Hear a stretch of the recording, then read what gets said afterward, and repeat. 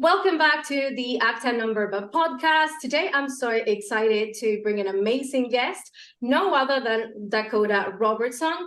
If you know him, congratulations, you're on the right side of life. And if not, then you're in for a treat. Dakota is a Canadian killer copywriter and a seasoned marketer. He's not American like most people think, but personally, he's my favorite Twitter writer, and we're going to talk a little about that later. He's also a ghostwriter, pineapple pizza connoisseur, which I found very strange. I don't know how you like that, man. But anyway, it must be, maybe it's your secret for the games. Who knows? Now, jokes aside, he's also a digital nomad and founder of Growth Ghost, a business that trains the top 1% social media ghostwriters. I'm a huge fan of Dakota's work and his motivational yet educational content, which is why I wanted to bring him on. And so I'm extremely pumped for this episode, because not only I want to get to the juicy tips of growth with him, but I also find him a very interesting, mysterious, humble, and funny person that I want to get to know more. So yeah, with that said, welcome to the podcast. Welcome to the Acta Number Podcast. I'm Minty, and here we'll talk about business, freelance, mindset, education, mental health, life, personal growth, and everything to help you overcome your fears, know yourself, and create the life and career of your dreams. Each episode aims to provide you with motivation, inspiration, and advice to take control, achieve your goals, and elevate your life so you can take action, because we believe in deed, not words. Episodes in English and Spanish every week. Yeah, thank you. I got the hell of an intro there, so appreciate you. So Dakota, for those who don't know you, who is Dakota Robertson? And I know you're an amazing storyteller, so take it away. I wouldn't say I'm amazing. I'm working on that, but you are. Yeah. So I don't know. I just refer to myself as like a jack nerd. I like to geek out on different things, but I'm also kind of got like the Chad stuff going on. But yeah, so I got into online business around 2 years ago. Before that, I was trying all these different things like drop shipping, trying to blog, different, iPhone flipping, stuff like that. Didn't really resonate with me, so I never stuck with any of that. And then stumbled across Twitter because I was on crypto Twitter and came across like the entrepreneur side. But long story short, just came across copywriting, web design. I was like, oh, that's cool. Saw someone was doing ghostwriting, a guy named J.K. Molina, kind of dived into that realm and grew my own account and started offering it for other people, and then eventually scaled my business, and then leveraged my audience to train other people in ghostwriting, what I did. And that's the short summary of it. Okay, no, it's great. Basically, I think I told you about this, but I'm a huge fan. Have you ever heard the Diary of a CEO podcast? Yes. Yeah, this is actually weird. It's weird. You mentioned it like a week ago, and then it started popping up in my YouTube. No, so it's, yeah. Your phone's listening to you. Yeah. No, but the thing is, I'm obsessed with how Stephen Bartlett's, how his personality comes across, and like he takes the best out of people, like he makes the right questions. And so this is one of the things that I want to do with this podcast, because yeah, I could be here sitting and asking you all of the tips that you share on your social media, but I also want to know the person behind it. So when I talk to people, my main goal is to understand them better and to see where they come from, right? So, I mean, I can see your accomplishments. I can see, everything you do right now and, how far you've come. But like, I want to know why that happens. And it's interesting because you recently posted a tweet. You said you're one fuck away from a life-changing opportunity. So I guess my question is, what was your fuck it? Yeah. So I've had multiple fuck it moments. But some of the most life-defining ones was when I was 19. I was working as an electrician, and I was working 12 to 14-hour days every single day. In the oil and gas industry, so like away from everybody, and these like out in the wilderness kind of place, cold as hell because I'm in Canada, and just working all the time just to make money. And I was just miserable because I was surrounded by miserable people. I'm more of a creative person, so doing like laborious stuff, I just don't like it, and I was very miserable. And At the time, I was listening to a podcast from Jordan Harbinger, and he mentioned that he traveled to Vietnam and it was like a life-changing experience. And I just remember I was knee high, literally like knee high in mud on a job site, and I was looking out and I saw the most beautiful sunset ever. And I was just sitting there. I'm like, what the hell am I doing? Like, is this what I got to look forward to for the next few years? Like, I'm not doing this. And that's when I made the decision. Like, okay, let's go travel. Let's go see what's out there. And worked that job for a few more months. Eventually, got my ticket to go to Thailand, Vietnam. Went on that trip, and it was amazing. It really opened my eyes up to what I valued, which is freedom and just being able to go where you want, when you want, do what you want. And I just fell in love with traveling. I backpacked a month in Vietnam, Thailand, Cambodia, and I just absolutely loved it. I'm like, okay, I want a lifestyle where I can just do this whenever. So I came back from that trip, went back to working as an electrician, but I had this desire, like, I need to find a way to be able to say, fuck this job and go live the life I actually want. And yeah, so that was one of the big defining moments in my life, was actually like, I've never like traveled anywhere on my own. Like, let's just book this trip. And that really opened my eyes up to a lot of things. Was that your first time outside Canada, or no, you've been to the US? I went to Mexico, but I don't really count that because that was when I was 16. I went with my girlfriend at the time, and it was on a resort, so I wasn't really traveling. Yeah. But that was that was the first big trip. And I remember getting off that plane. That's when it really hit me. It's like, oh shit, like I'm across the world right now. And thankfully I had my best friend with me at the time, so we got to experience it together for the first 2 months. I did a month alone in Cambodia, and that was cool. But yeah, it was like, holy shit moment. Like, that's where it kind of felt like a rite of passage. Like you're around all this comfortable stuff when you're growing up, you're the familiar and all that, and then you just throw yourself into the fire and you're exposed to all this new shit. You don't know what's going on and all that, and just building up your confidence while you're abroad and just kind of proving yourself, oh, I can handle myself. I am okay. And all of that. That was huge for me. And I think there's two other moments. One was while I was working as an electrician, while everyone else was buying these like lifted trucks and all this nice stuff and all whatever, this was during the time of 2018, but I invested like almost all of my money into crypto, and people thought it was fucking crazy. So there's like, what are you doing? Like, it just crashed and like the crypto's dead and all that stuff. I'm like, no, like I just went against the whole grain because I just saw like the potential, and I listened. I don't think I'm a genius. I just listen to smarter people than me. And I was like, these guys are smart. They're talking about crypto. I have a very open personality. So I was listening to what they're saying. I was like, yes, this makes sense. Like in 3 to 5 years, this could just blow up. So I just put like probably 70-80% of my paychecks into crypto. People thought I was fucking nuts. And it just kept going down for the next 2-3 years. And I just kept putting money in. I was like, no, it's going to. You kept putting money. Oh my God. Yeah. So I looked like a fucking idiot for those 2-3 years, but then it popped and I looked like a genius. So that was another thing. I was like, oh shit, that was cool. And then I think probably the biggest fuck it was when I was in my second year of college, because I just went job to job, just to make money and try to, I don't know, figure out what I wanted to do. So I was like, fuck it, I'll be a high school English and psychology teacher. But that was my plan B, because I'm like, I need to find something while I'm in college. Like, I need to find something to make it work with entrepreneurship or something in business or real estate. And I just, during the second year of my college journey, I stumbled across Twitter, or the entrepreneur Twitter, and I just fell in love. What year was this? This was 2020. Okay. September of 2020. Okay. And I remember I found this course. It was September 17th of 2020. I wrote about it in my journal, but I found this course and it showed you how to grow your Twitter account. And I was like, okay, screw it. I'll give this a go. And I got introduced to this like business side of Twitter and all that. And I was learning more in Twitter, in the Twitter realm, than I was in college. Because in college, they make you take all these courses that are irrelevant to what you actually want to do. Same here. And I was like, this is bullshit. Like, why am I doing this?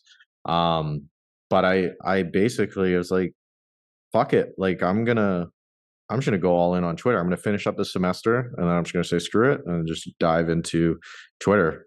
Because I don't know. Like, I don't know how I'm gonna make this work, but I'm gonna make it work. So I dropped out of college after my first semester, my second year, and I quit my job, and I restarted my Twitter account because for the 3 months I was growing it in college, I only grew to 750 followers. I was like, I got to restart, try a different approach.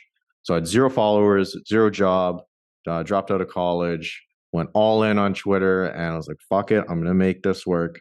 And lo and behold, I was starting to get some traction with the new approach, grow my followers and all that. And eventually just compounded, and I just learned different skills along the way and matched them together to build a business and grow my following even more and connect with other people. And that was the best decision of my life, is taking that risk. Yeah. And wow, that's interesting. And it's interesting that you have, I'm thinking by listening to you, do you have this all or nothing mentality often, or just with business? Yeah, I think so. Like, a lot of people, in my opinion, they go through life and they're playing it safe, or they're like, oh, one day I'll do that thing. And I'm like that with many things, but you just get in that pain point for long enough. And mine was just working jobs I just hated or I didn't like. Yeah. And you're just in that pain point for long enough, and you're like, fuck it. Like, am I going to do this my whole life, or am I actually going to grow some balls and just say fuck it and look like an idiot for a while, but try to make this thing work? And that's what motivated me, was being in that pain point and just saying, fuck this. I can't, like, I know what the alternative is if I stay here. I'm just going to go out and try this thing, because I mean, risk to reward. Like, I'm young, I don't have responsibilities, all that stuff. It's like, sure, I could try it and fail, but then I'm just back where I'm at. I don't have anybody depending on me. But if it works, like, my life has fucking changed, and my life has changed because of it. Yeah, definitely. And I couldn't agree with that more. Maybe that's because I have ADHD, who knows? But I think that, because if you don't, let's say that you're not all in with something, then you're not giving it all your energy. So it's not going to happen, right? So you're maybe betting, a little bit here. And I mean, I do believe that you don't have to put all of your eggs in one basket, because, something could go wrong. But if you don't go all in with something that you're truly passionate about or you really want in your life, then how are you going to expect to get it, right? So it makes a lot of sense that you did that. And so, well, something that I also wanted to talk about is, in your post, you not only talk about copywriting and ghostwriting, but you also talk a lot about personal development. And I'm a sucker for personal development too, because I kind of feel very much compelled by your story, because it's like very similar to mine. I mean, back in school, I was also bullied because of my weight. I got into weights and the gym and became obsessed with that. And those things, I was just listening to one of your interviews where you said that back in school, you overheard a comment that really stuck with you, and that also made you change your life because you got into weights. And for the people who are listening and maybe never lifted weights, I've been doing that for 7 years now, and I can safely say that it changed my life. I think it was the catalyst for the change in my life. So when my dad died, I began, it was like my therapy. I would go to therapy and it wouldn't help me, but lifting heavy, for some reason, like, it really helped. And it was crazy, because I was saying not only how my body was changing, but also how my discipline was changing, how my work ethic was changing, and especially like how strong mentally I was, because I wasn't that stable before. So it is crazy how it shapes your brain to do that. And I don't know if it's just with weights. I guess that it happens with most types of exercises, but especially if you do it on your own. And again, this goes to show, like, traveling alone, for example, that's also a huge personal development help, and also like, starting your own business. For me, these are like fast tracks to self-development and learning more about yourself. So what is it about you that, you pursue these things that, yeah, you can go with your buddies to the gym. You can, book a travel with a friend. You can have, a business buddy, but, just doing it on your own. What is it about it for you? Yeah, you're reshaping your identity. So back to like when I talked about like feeling that maximum pain, it wasn't until I felt that maximum pain, like being made fun of and all that, I was like, fuck it. I can feel this pain and just do nothing about it. But I also use that as fuel to go into a different direction, actually make some changes. One thing I noticed was at first I used that pain, or that, I don't know, whatever it was, I used that to kind of run away from who I was, like move. Like it felt like I was like, I don't like myself. I don't like who I am. And I would use that fuel in the gym at these like YMCA boot camps, and I would work out until I threw up a lot of the times. But it felt so good because I'm like, oh, I am slowly moving away from this identity that I do not like. And it just felt good because I'm like, I'm actually making a difference. And at a certain point, I remember I saw the first changes in my body after like months of working my ass off. And I saw the first changes in my body, and I was like, holy shit, like seeing some muscular definition. I looked in the mirror for like 20 minutes, like, this is sick. This is crazy. Like I got excited with who I was or who I was turning into. And then it kind of switched from, okay, you're escaping who you are or who you were, and now you're moving towards someone you want to be. And then having it where you work your ass off like consistently, and you're getting these little changes, but then you finally, after months, you see this actually noticeable difference. That's when it clicks, and I think that's when a lot of people get hooked. And then you can adopt that to other areas of your life. But it's like you got to eat shit for a while and kind of just use that pain to push you through, because you're not seeing any changes, and that's where a lot of people give up, because they're not seeing changes. Mm-hmm. But by understanding, it's like, oh no, like you will see changes. You just got to do it long enough. And then once you do, it's like, oh, you get that dopamine hit, and then you want to like chase it further and further. But just realizing like the gym shit takes time, and so you just got to push through it. And then once you do, you're going to see those exponential gains or returns or whatever. And I applied that philosophy to business. It's like, okay, at the first, you don't know what the fuck's going on. You're just doing shit and seeing what sticks at the wall. But if you do that long enough, okay, you're going to learn, okay, this works, this doesn't. And you just keep like stacking those wins and those lessons. And then it just compounds and goes crazy. But so few people get there because they're maybe used to 5-second TikToks and get those dopamine hits or video games or whatever. There's nothing wrong with those, but like it can also like fuck you because you're just so used to getting these short-term rewards. But if you can learn to understand some shit takes time, then you'll just push through those moments where you're like, okay, I'm not seeing results, but I know if I keep doing this, keep following this roadmap, then I will see results. So it's kind of like a philosophy, like going to the gym, and you don't really get it until you actually start seeing those results. It makes you a little bit more stoic, and I think that it has a carryover effect to your career. For example, for me, I'm a foodie, like by heart. I was raised by people here in Argentina. It's like it's a crazy mixture. It's like in the US, so many immigrants, and from my mom's side, they're all Italian. So imagine growing up with she's not Italian, but born into an Italian family. So it's like eat, and the nonna and like food, and it's crazy because that carryover effect of like being, okay, no, I'm not going to eat this. I'm going to eat something healthy, or no, I'm not going to hang out with you guys today because I have to wake up early tomorrow because I have to hit the gym. That carryover effect into your business makes a hell of a difference for me.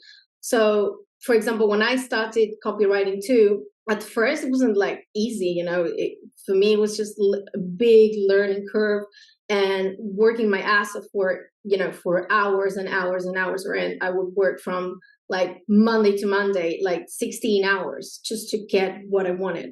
And looking back, I do not regret that because like it got me to where I am now.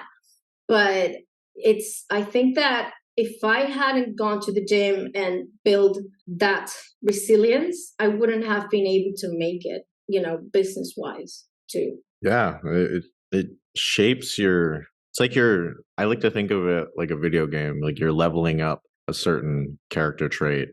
Discipline, emotional, resilience, all that stuff, and it like physically changes your brain. Like exercise, it makes you more immune to a lot of the bullshit or the stressors you're going to face in business. Like whenever I feel stressed, my immediate response is like, oh, I need to go work out to like, I don't know, just get this angst out or whatever. I think like one pattern I've noticed with a lot of successful entrepreneurs that I know is like they all like prioritize their health and their fitness. And I don't think that's I don't know, like some coincidence. I think there's a direct correlation with success in other areas of your life and how much you prioritize your own health. Mm-hmm. Yeah, definitely. I think, well, except for Elon Musk, probably. But yeah, definitely. And but now something that while you were talking, I was thinking, okay, but you learned to love yourself in a way because like you created this new personality, you changed a lot and you improved. But did that change help you look back on, I don't know, that child who was bullied and like learn to love it too? Because I mean, that's part of your story. It's part of your experience and you cannot undo it. So did that help you also, like, I don't know, I'm not going to say be thankful for it, but at least recognize it and, just accept it as part of you? Yeah, I was actually talking to my therapist yesterday about this, but it's funny, I changed my physical appearance. Like when I was 16, that's when I started like getting some muscular. I was known as the Jack Kid in high school, but everyone saw me as this like certain lens. It was like, oh, charismatic or whatever. And I changed my body, like I transformed it, but I didn't feel it in a lot of ways. Like, because you condition yourself so much when you're young, you're like, oh, I am fat, I am shy, I am like low self-worth. And you tell yourself that narrative enough times and you just embody it, or like that's becomes who you are. And even though I changed my physical appearance, I still felt that in a lot of ways. And I was very insecure, like until like 22, probably. But it was just funny. Like I changed, you can go to the gym and like work out and change yourself. But there's also like, there's other aspects of working out, and that could be journaling, talking to people, or reading books and stuff like that, because there's a lot of unaddressed shit. And I think everybody should lift weights or like work out and shit, but it's not a catch-all fix in all situations. So that's where you got to do work in other areas and like level up your video game character in other ways. Yeah. But I'm actually grateful I went through a lot of bullshit or bullying growing up. I was telling my therapist this because I have this insecurity, or this kid in me who's very insecure and has like a need to prove himself or feel worthy. And that's been one of my biggest drives in life, is like in business. It's like, I'm so dead set on getting results for people and like prioritizing them above my own needs. And that's worked out really well in a lot of ways, because maybe it's like validation or like being a people pleaser and all that, wanting people to like me. I mean, it's worked out in my favor in a lot of ways, but also it's kind of like fucked me in a lot of ways too, because I can put other people's needs above my own and then I can get burnt out or whatever. But it's just funny how it shows up in different ways. And you can use it as a tool to get ahead, or you can just kind of live a miserable life. And I'm trying to find that balance where I still get good results. I still prioritize great results for people, but still like finding that medium where I'm still getting my needs met, or I'm not deprioritizing my health or what I got going on in my life. So it still shows up in my life, but I've come to accept it in a lot of ways, or like learn to, I don't know, accommodate for my feelings or my wants and needs. But yeah, still something I struggle with. But I'm happy I have that, because I think a lot of people, they think oh, I made the sale, like sales done, whatever. It's like, no, motherfucker, you got to fulfill for them. You got to get crazy results for them. And you got to have like that obsession about helping people. Like that's what business is. It's about helping people. Sure, you're getting paid to do it, but you want to provide more value than you get paid. Exactly. Yeah. And now, so as I was listening to you, it's crazy because I listen to what you say and I can relate to that. And it's so do you think that one of the reasons why you are doing all of that, not just like getting jacked, but also the Twitter, your business, surrounding yourself with amazing people who lift you up, you're, in a sense, of course, you're doing it because you want to be happy.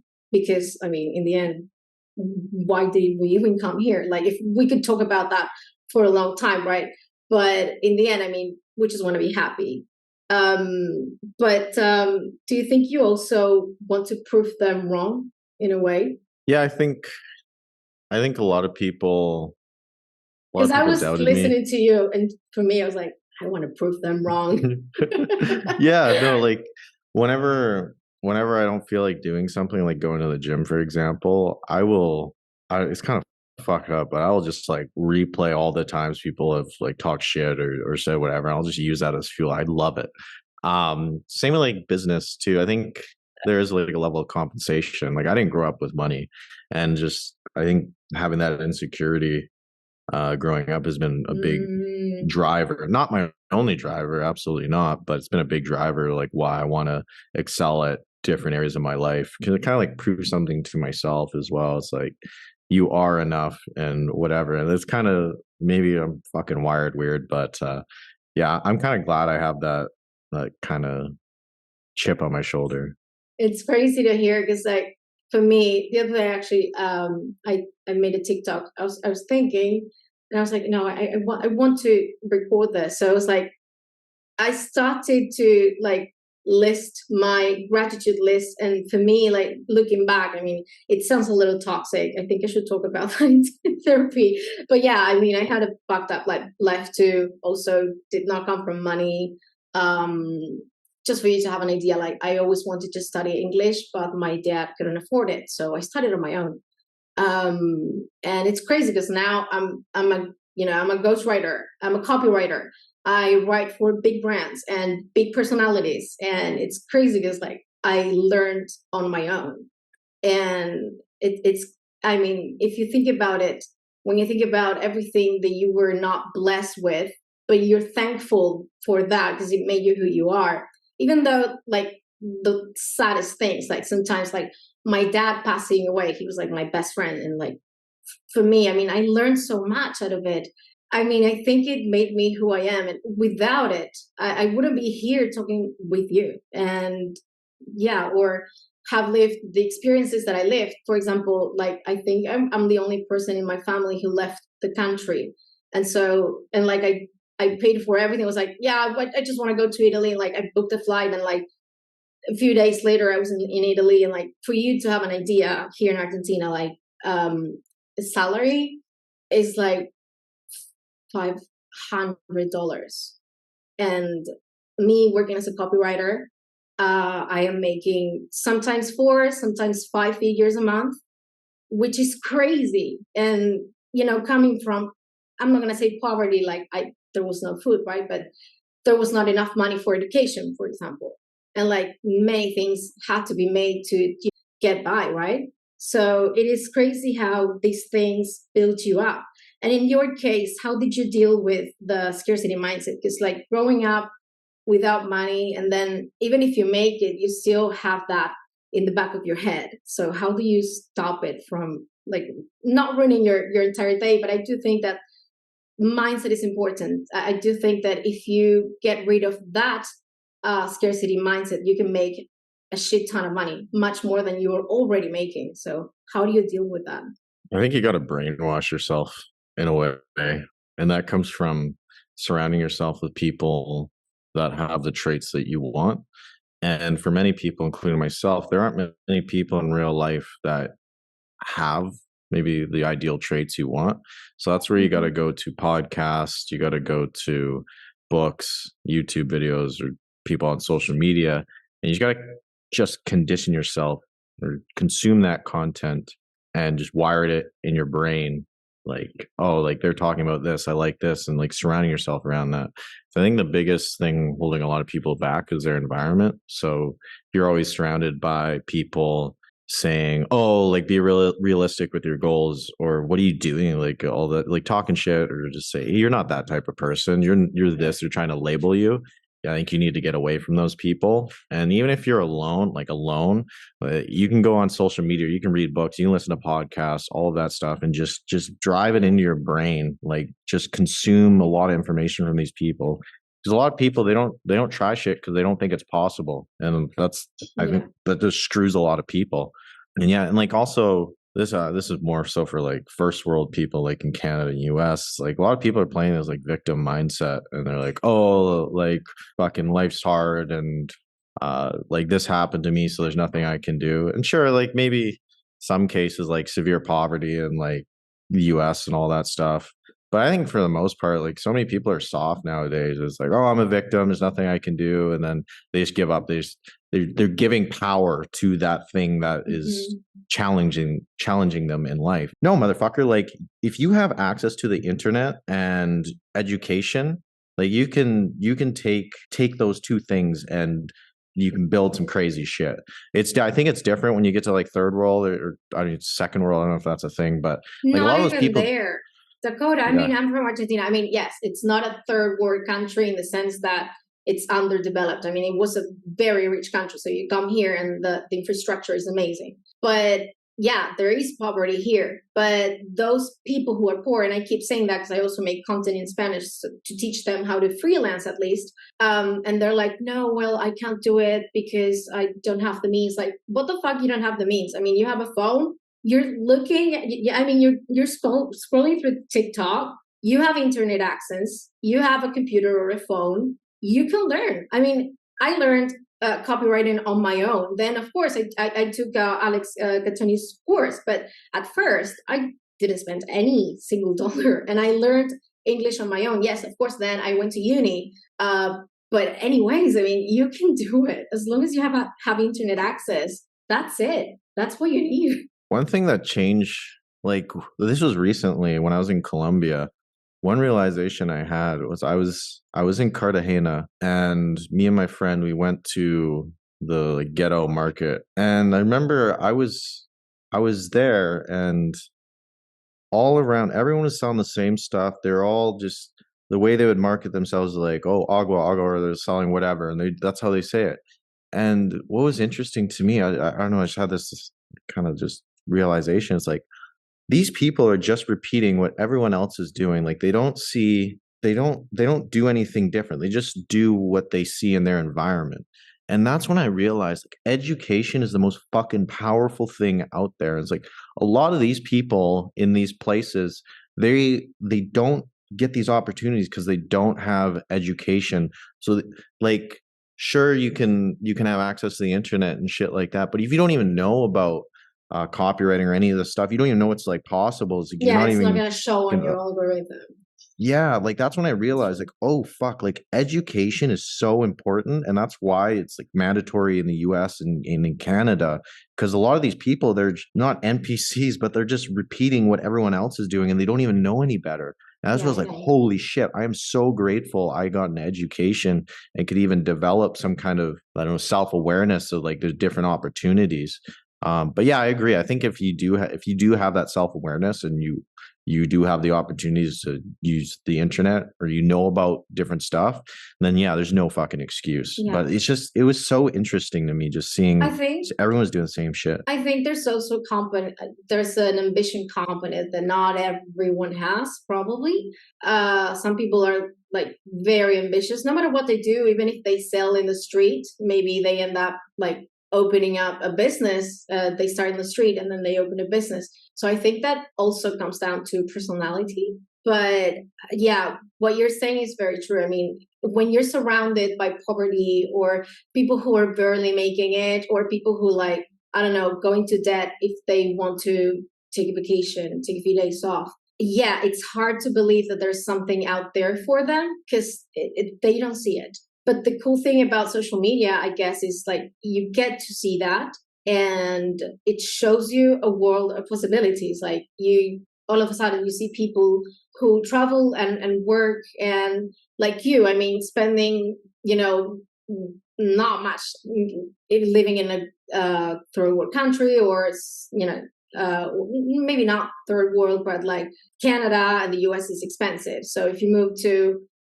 even if you move to Europe, a few countries like in the South, then you're going to save a lot of money. And just having that opportunity, I think I don't know, I'm so glad that I was born in this era, because think about it. I mean, we have so many opportunities, and some people, they don't see them. And it's because of what you say, it's what they are surrounded with. And so I actually wanted to ask you, because in a recent post, you tweeted, stay away from friends who tell you your big wins are small and your small failures are big deals. So what I want to ask you about that is because I'm struggling to find my people here, let's say, because the people that I resonate the most with, they're digital nomads, and they're constantly traveling. So how do you manage to build, let's say, your tribe or the people that you hang out with? People say you're the 5 people you hang out the most with, and I do think that it's kind of truth, but I do also think that, yeah, well, if you cannot meet those people for some reason, then there's podcasts and interviews on YouTube and books and courses. But in real life, how do you connect with them? Yeah, that's something I haven't nailed. But like one thing, I'll give you an example. So I kind of went lone wolf in my city, or like when I was getting Twitter, like building my Twitter and all that stuff. And I just stopped associating with a lot of people and just focused on Twitter and all that. But I built a network online. So like made friends online. I'd hop on calls and all that. That was amazing. But I became friends with Dan Coe. Like he coached me at the start. Became friends with him. But when I went to a music festival with them, and we all like got along really well. So they offered, "Hey, do you want to like move in together?" And I was like, "Yes," I did it. And I became like in real life friends with people from Twitter. But that was because I was willing to move. Like I moved countries to live with them for a while. But yeah, like finding people in your own city, it can be hard, especially if you're in like maybe Argentina or something, where there might not be as many entrepreneurs. I don't know, Buenos Aires, I guess, has a lot. But what I did was I kind of built my network online, and it attracted people to me. And then you build a big enough audience, and then you'll find people that are nearby or whatever, and you can connect with them. Like, for example, one of the people I'm living with right now, Talon Simmons, like I met him through Twitter. He lived in the same city as me, but I met him through Twitter.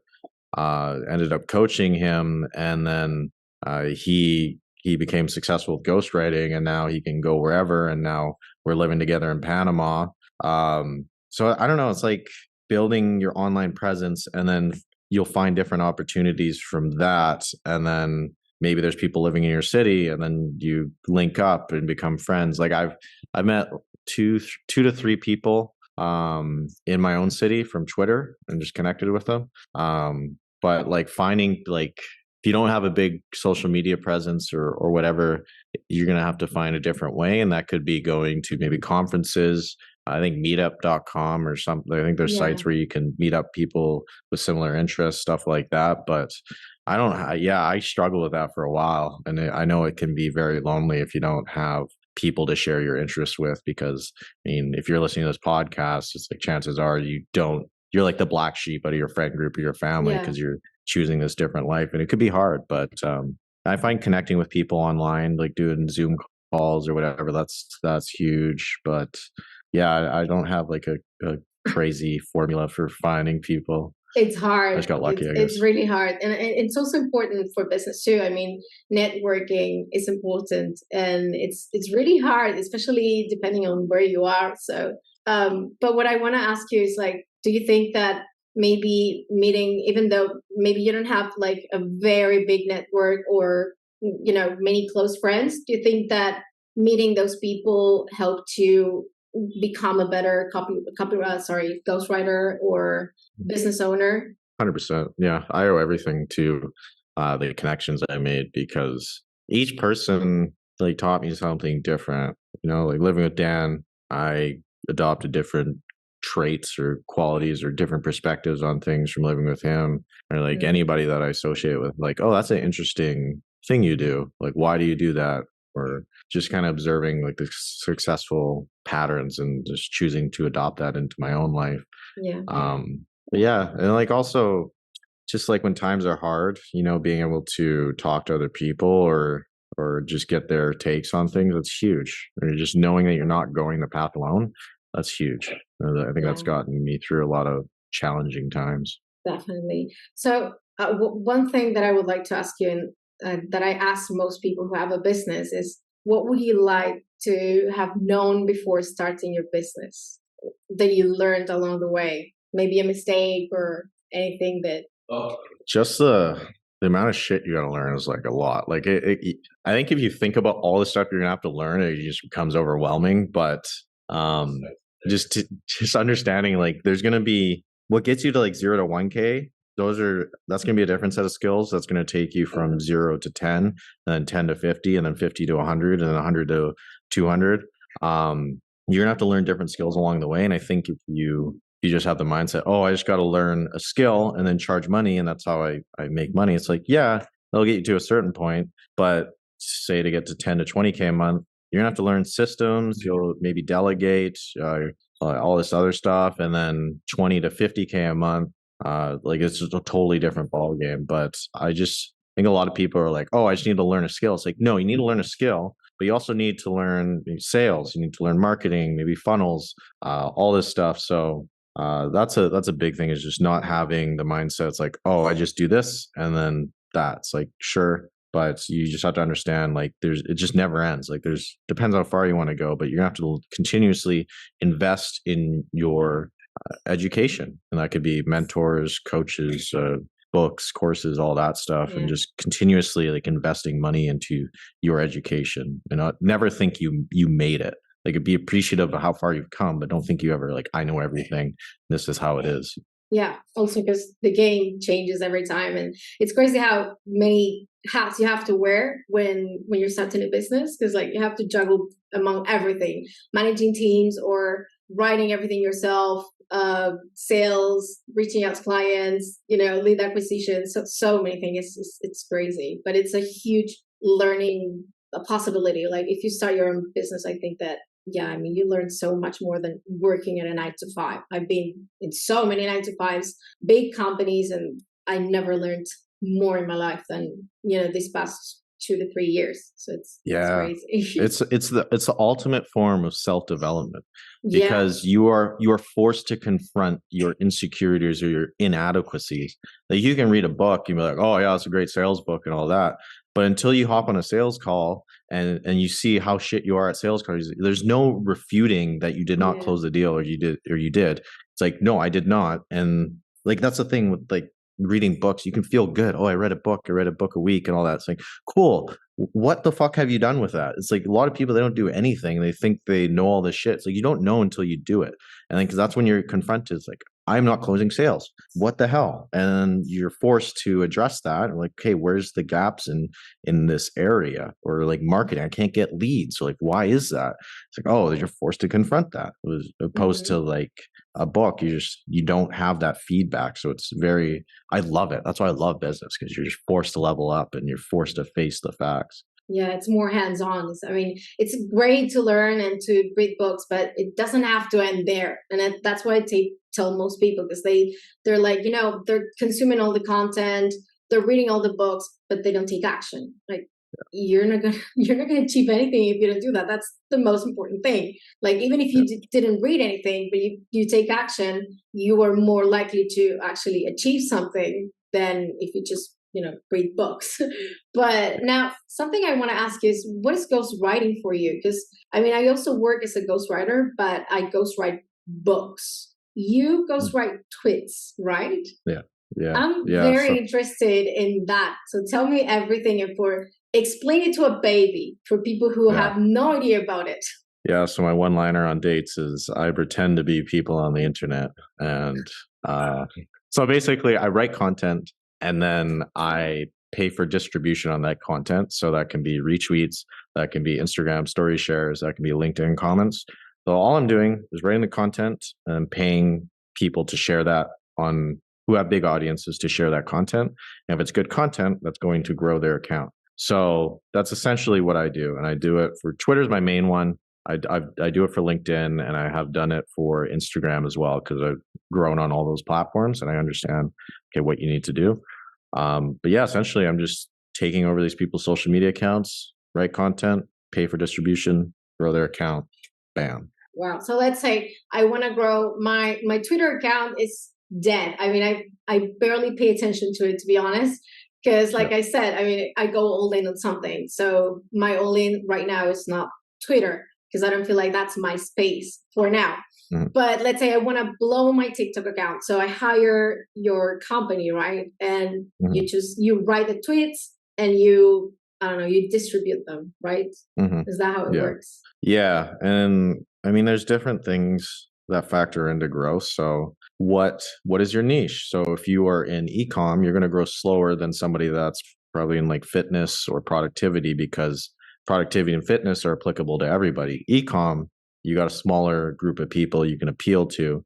And also there's not many big e-com accounts that can share your stuff. So it's going to be harder to get that audience. So you got to think about, okay, what section or what niche am I in? And then also, how much social proof do you have, or how well do you know the subject? The more you know something, the more content you can create, the more insightful posts you can make. Also, like, the more credibility you have. Then personality is a huge one. So if you are just super dry and all that, it's like it's going to be, I don't know, harder to grow. So if you can have like a polarizing personality like Andrew Tate, like, it's going to be really a lot easier to grow. And then also like creating actionable content, because if you're just writing these platitudey, fluffy tweets or whatever, it's like, sure, but there's like millions of those. So how are you going to stand out and show that you are someone that knows their shit and actually build a following, but build a brand? Because I talk about this often, but a lot of people, they're just building a following. They're just doing the trends, like the TikTok dance trends or ChatGPT trends and all of that. Sure, that's fine. But if that's all you're doing, you're not building a brand. You're building something that fluctuates with trends. So maybe you build a following from a certain trending dance. It's like, well, those people, as soon as you start talking about stuff you actually care about, they're not going to give a fuck, because it came for the exactly. So that's where you got to mix in, sure, some of the growth stuff, like the platitude tweets and all that, but also like mix in, okay, talk about copywriting if you're a copywriter, and actually give actionable advice. And then also talk about your talk about your story, share your personality in your tweets. Like, I shit post a lot, post stupid shit.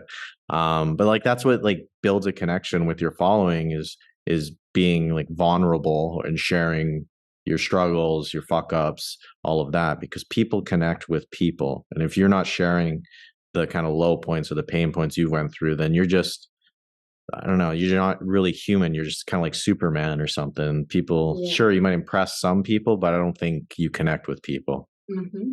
I agree 100% with that. And now, so that would be Growth Ghost, right? Yeah. So I used to, I still have a social media agency where I grow accounts, but I am not taking on clients right now unless they're like super high profile.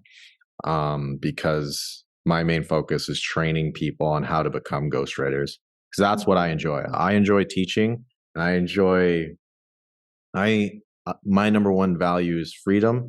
And I want to help people go from a life where it was like for me, where I hated my job, I didn't like where I was at. And I want to help people.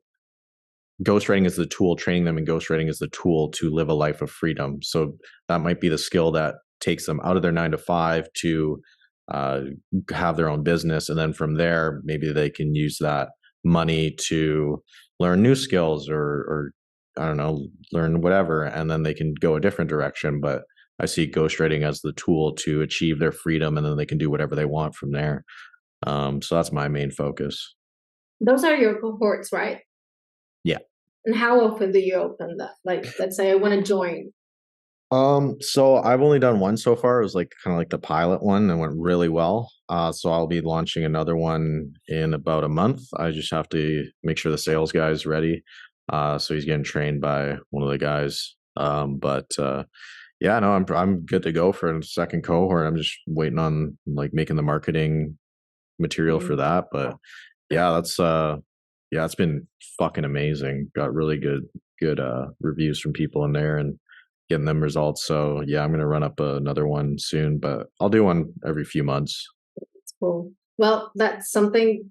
I mean, I really, really like your tweets. I don't know what's about them, but I do consider yourself a killer copywriter.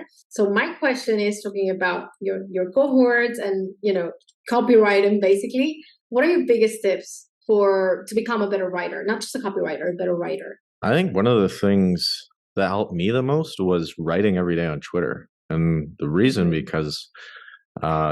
because writing tweets, you're limited with the character limit, like 280 characters. So that forces you to really cut the fluff and hone in on a single idea and just cut all the bullshit. 'Cause a lot of people, I think the education system, the traditional education system, they taught people, okay, we need a 2,000 word essay or whatever. It's like, well, if you can say it in 500 words, why wouldn't you do that? So a lot of people are conditioned like more is better, all that. And it doesn't work like that in business or in life. Like people don't want to read fluff. They just want the facts. They want whatever. And writing on Twitter really helps you with that because you're getting that feedback too. I mean, not at the start because you don't have a big audience, but once you have like a bigger audience, you have the data samples like, oh, this tweet did well, I wonder why, or this tweet didn't do well, I wonder why, because you can see the engagement and all that stuff. So I think it's a very powerful tool, just writing on Twitter. Yeah, it's crazy. Is the other day I landed a high-paying client and it was so funny because I told them I have ADHD, which makes me a great copywriter because I have a short attention span.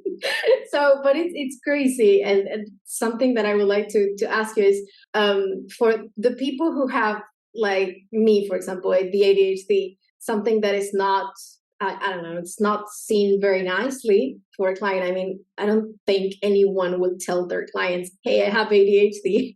But many people listening to this podcast, they are bilingual, but they're still scared about like starting writing. And even people who follow you, I know people who maybe live in India or I don't know, Pakistan or whatever, and they're scared because English is not their native language. And me being a non-native English speaker, I made it, and I have ADHD for fuck's sake. By the way, you can swear if you want to hear.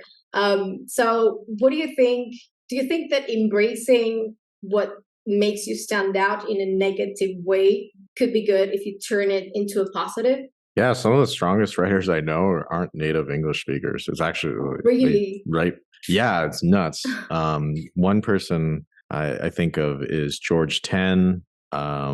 Another guy, Jake, I forget his last name, but they're like copywriters. But they're phenomenal copywriters, and they write better than most people I know. So I think one benefit too is like if you have to learn English, you understand a lot of the nuances behind it or why certain things are said because you're actually studying it. Where a native English speaker like me is like, I don't know, yeah, whatever. But what I would suggest too is use a tool like Pro Writing Aid, and that will give you feedback on your writing, and so you can actually input, oh, I want this conversational, and it'll analyze your writing. Is it in a conversational style? Also, it gives you a bunch of other like features, like what's the grade level that it's at. So typically you want to write between a 3rd and 5th grade level. You can analyze, oh, am I using words that or maybe sound too fancy or whatever, like indubitably or something like that doesn't sound like something a native English speaker would say. So using a tool where you can get feedback is super, super useful. So I'd highly recommend using Pro Writing Aid. I use that all the time. I never heard of it. I might give it a look later. But yeah, I mean, it's really interesting. The other day I interviewed, there's a girl who, well, she appeared on, I think you know Alex Catoni, right? Yeah. Definitely. Yeah. She's awesome. She's amazing. I love her. And now there's a girl who is in her brain program, and she's from Bulgaria. And it's crazy. I interviewed her, and she makes a ton of money. She started as a copywriter. Now she's a coach. But something she told me is like, yeah, copywriting in English for me was a bit of a challenge because it's not my native language. But I mean, she was making 15K a month, 30K a month, and she was not even a native English copywriter. She's a killer copywriter. If you read her copies, she's amazing. And it's crazy how people, just because, I don't know, maybe they think they are like pretending to be something they're not. But yeah, I mean, just go ahead and try it, because you never know what's going to happen. Like, you can try. I mean, the worst case scenario, nothing happens. You don't get many customers. Well, go find them in your native language. So it's the same. And now, just to close, because I don't want to keep you for long, for all the people who are scared of ChatGPT, what do you have to say? Do you think it's going to replace us? What do you think? What are your thoughts about it? We're all fucked. We're all fucked. Just give up now. No, I'm just kidding. Kidding. So I wrote a newsletter on this, but like, writers used to have to like print everything out by hand and like do all this stuff. And then the printing press came along and they didn't have to do that. And then now kind of look at it, like they got a new set of roles once the printing press came around. They're doing different stuff. And now the ChatGPT, it's like, oh, this has come around and it writes good shit. Like, if you put in the right prompts, it writes really well. So now I see it as another shift for writers. It's like, you are not physically writing it. You can. I would encourage that too. But a lot of the time, you don't have to physically write it, but you do have to understand the principles of writing and what makes for good writing. Because if you don't understand that, it could spit out any piece of writing. You're like, oh yeah, it's ChatGPT or whatever. But if you don't understand if that is good or not, then and how to use it, and how to use it as well. Because yes, I've seen people using it terribly, and I see people who know copywriting and who know how to write a good prompt, and you get very different results, like completely different. Physically, you're not physically writing anymore, but you have to think, you have to understand writing, and the role is a thinker and not a writer. Yeah, it doubles your productivity in the end. So don't be fucking scared of it. Use it. Use it. Yeah, exactly. Like the best analogy I can. Free. I mean. Yeah, like straight up, like it's a super powerful tool, and one of like the best ways I can relate it to is a composer in an orchestra. Like that composer, he is not playing, or she is not playing that music, but they are directing it. So they're not physically doing it, but they know, they understand what makes for good music, and because of that, they can create these beautiful harmonies.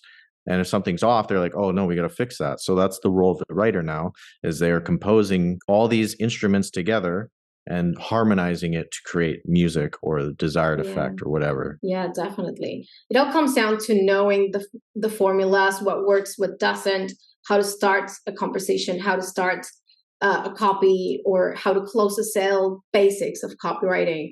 And with that, you always talk about the books that you read, and people are always asking you what books you would suggest them to read. So my question is not just about copywriting, but I want to know, what were the most life-changing books you've read? I think the most game-changing ones were Awareness by Anthony DeMello, because it taught me a lot about self-awareness and just kind of coming more at peace with how I saw the world. That was a great one. 6 Pillars of Self-Esteem was great, because I identified as someone who was socially anxious, and that screwed me in a lot of ways. Just separating myself from that identity. Cashvertising was a great one for copywriting. Writing Tools by Rory Peter Clark was an amazing book on writing. Way the Superior Man was an amazing book, just kind of like on masculinity and stuff. And Models by Mark Manson, that was a dating book that wasn't like slimy. It was kind of, it was more of like a self-improvement dating book. I really love that book. I read it like once a year. That was a great book. Just kind of, I don't know, a lot about like self-acceptance and shit like that. Those are the ones. Oh, and Meditations by Marcus Aurelius. I don't know what the hell half that shit said. I wasn't smart enough to interpret it, but I got the gist of it, and that was that was a very useful book. It's a great book. It is a great book. And yeah, I'll talk about Mark Manson. I fucking love the way he writes. It's so compelling. But now that you mentioned that, I need to ask you this question, because I see that many people ask you on your Instagram account, mostly dating advice and things like that. And something that I see across the board is that successful people or people who have very high standards or they want to live an extraordinary life, they struggle with finding the right person. Not just men, also women. I know both men and women who make a lot of money, who travel the world, but they still never find the right one. Why do you think that's the problem, and what advice would you give them? Yeah, I think it relates to why it's hard for a lot of entrepreneurs or people in that field to find friends, is because there's such a different lifestyle or not many people relate. I also think I think with people in business too, like you said, they have high standards of themselves. And then I think they also expect that in their partner. And because when you have that high expectation, well, your dating pool is so much lower. Like I've been single for the past 5 years. So it's like, because I just haven't I'm not looking for a relationship, but like if it's the right one came around, I'm like, oh yeah, sure. But it's just like, I don't know. I just have these. It's such a big influence on your life, like who you date, and I think it's probably one of the most important decisions you make. A slippery slope if you don't choose well. Yeah, Definitely. So you need to. I think you should have higher standards. Yeah, and also if you are a nomad, it's harder because you have to find someone who can keep up, who wants to travel, who's not scared to follow you, who can also maybe do something similar or different, but like on the road. And I think that's hard because not many people want that. And I think that another thing that digital nomads have in common is we like our freedom and our alone time. So that can be, it's hard if you think about it. Like if you put it all together, finding someone who respects your personal space, who wants to travel, who, lifts you up so you both grow. It's hard. It's really, really hard on both ends. So yeah, I think it's worth the wait though. Yeah, definitely too. Now, talk about wait. I do want to ask you something. How do you see your life in like the next year, 5 years, and 10 years from now? If you could choose, what would you like it to go to? This is something I've been working on for a lot the past 2 months. But I want to be an education company. So I love creating content and I love teaching different things. So I want to just fully go to that. I mean, I'm pretty much doing that now, but I want to build something like Christo's The Future. I love what he's built and I want to do something similar where it's prioritized with growing on social media, but then stacking business skills on there. And that is your vessel. That is your opportunity to live the life you want. So I want to learn all these skills, which I am, but I want to be able to break it down in simple ways, accessible ways for free on YouTube and teach people all these skills so they can start making money. And then once they're making some money, do you want the streamlined program or whatever to do XYZ, whatever I'm doing at the time, where they pay me money and I just go even deeper or give them that one-on-one attention or one-to-many cohort style attention. So kind of give that free accessible information on social media, YouTube, all that stuff. And then have them get crazy fucking results from that and then pay me to deliver even more value and get them even crazier results. And then just focus on that because I love teaching. I was going to be a teacher, like I said, in college, but I just became a teacher on Twitter and all that instead. So I just want to continue to do that and just allow people to live a life of freedom because that is my biggest value. And it's so fulfilling for me to actually help people do that. So, I love it. Sign me up, especially for the Twitter. I need help with Twitter for fuck's sake. But I love it. I can love that these people are doing this nowadays because, I mean, it's not that I hate education, but I think the education system is very old and it needs to change because the world is changing super fast.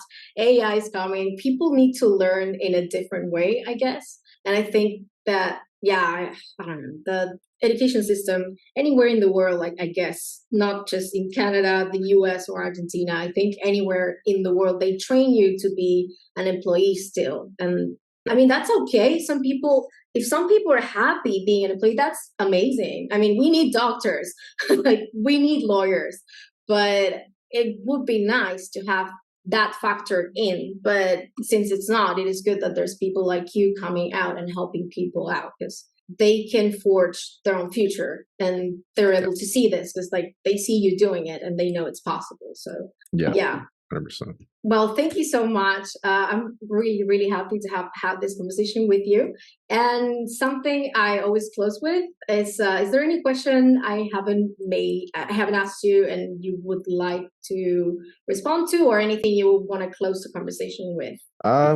Yeah, no question, man. Like, you had like a lot of thoughtful questions, and yeah, I appreciate you like taking the time to actually research me and not ask the basic questions. So that was cool. But I had to yeah, do a I little bit mean, of talking. I think ending it on like just kind of just know that's possible. Like, I remember when I saw someone post like 10K a month, I was like, oh shit, that's crazy. And then I saw someone post 50K a month, and I was like, what the hell? And then 100K a month and 200K, and then I started hitting these numbers, and I just realized it's like, oh, it's like, this shit's possible. It's just, sure, it might take some time and all that, but just like knowing that it's possible, because a lot of people, they'll just see shit like that, like, oh, it's a scam. And it's like, no, like this shit's possible. Like, sure, there's a lot of scams out there and all that, but I don't know, just kind of unbrainwashing yourself from what you've been conditioned to believe, and brainwashing yourself to new possibilities. Like, you can have anything you want. You just gotta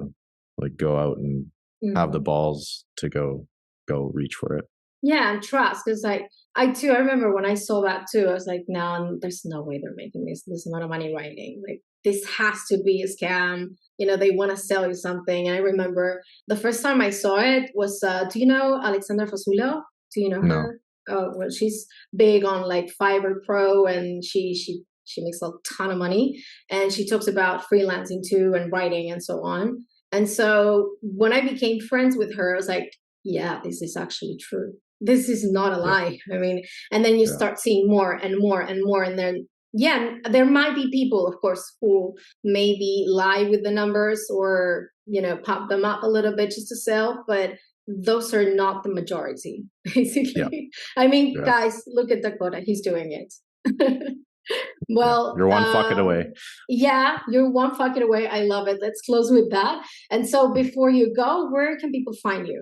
Yeah, so my main hangout spot is Twitter, and it's at wrongs to write, WRITE, and then Instagram, Dakota, Yoda Coda, whatever you want to spell it. If I DM you asking for money, it's a scammer. Got a lot of impersonators, so I'll never ask you for money. But yeah, those are the main spots. Perfect. And when's the podcast coming out? You need a podcast. I recorded 10 episodes. Be good as a podcast. I recorded 10 episodes, but my editor, I don't know, he fucked up the files or something. This was like months ago, and I have to get them, but I will do a podcast. My main focus is YouTube right now, and then do the podcast. But yeah, it's coming. It's coming. Let's hope so. Dakota, it was amazing having you. Thank you. And for everyone listening, go follow him. He's amazing. You want to become a better writer? Go follow his Twitter account. You're going to learn. Actually, I've seen some of his tweets, things that I've read in like courses, copywriting courses, all packed in just one tweet. So that's how much value he shares for free. So go give him a follow. And thanks for listening. If you enjoyed this podcast, please give it a follow and don't forget to subscribe so you never miss another episode. It helps more than you think for me to keep providing amazing content and bring amazing guests for you.